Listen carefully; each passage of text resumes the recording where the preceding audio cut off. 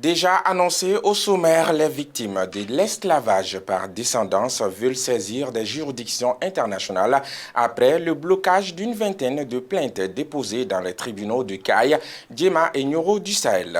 C'est ce qui ressort d'une conférence de presse animée samedi par l'association Gambana en présence de Maître Amadou Tcheoulé Diarra, l'un des avocats des victimes. Le point avec Maliki Diallo et Ibrahim Dao.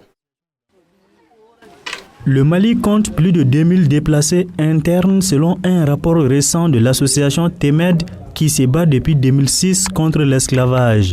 Les personnes en question refusent le statut d'esclave et sont battues par les notabilités dans la région de Caille.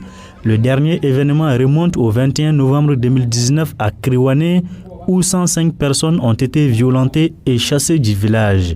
Les victimes, organisées au sein de l'association Gambana, ont saisi la justice. Plusieurs plaintes ont été déposées. Les dossiers qui sont déposés aujourd'hui, nous en avons à peu près une vingtaine de plaintes qui sont déposées au niveau des juridictions. Il n'y a qu'un seul dossier à Caille où les auteurs ont été condamnés avec sursis. Et ils ont été condamnés à payer des dommages et intérêts pour les victimes. À part ça, les autres dossiers traînent et ça a l'air d'être compris comme étant un déni de justice. Parce que quand ce n'est pas jugé, c'est un déni de justice. Et concernant un cas d'esclavage, nous pensons que vraiment c'est le Mali même qui est en cause en ce qui concerne vraiment ces procédures-là. Face à l'indifférence de l'État et le blocage des plaintes dans les tribunaux, les victimes décident de se plaindre devant des juridictions internationales. On a tapé la porte à plusieurs ministères, on est rentré dans plusieurs ministères. Jusqu'à là, on n'a pas eu de réponse. L'État malien nous dit seulement, nous sommes dessus, nous sommes sur le dossier. Nous sommes dessus, nous sommes sur le dossier.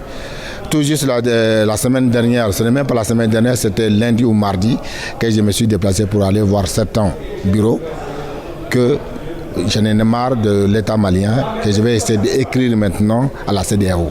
Dès que je n'aurai pas une réponse concrète d'ici 2 semaines, j'écrirai à la CEDEAO sans attendre. À défaut d'une solution malienne, Maître Amadou Tcheoulé Diarra n'écarte pas la possibilité de saisir la Cour africaine des droits de l'homme et des peuples, même la Cour pénale internationale. Mais avant qu'on aille même devant la justice internationale, moi je pense que l'État du Mali doit pouvoir rattraper et corriger tout ça en créant une commission et de discussion de ce problème. Il y a une commission qui peut régler ce problème. Une commission de bons offices entre les 10 maîtres et ceux qui traitent d'esclaves. Cela est possible. Comme en Mauritanie et au Niger, les organisations de défense des droits de l'homme plaident l'adoption d'une loi contre l'esclavage au Mali.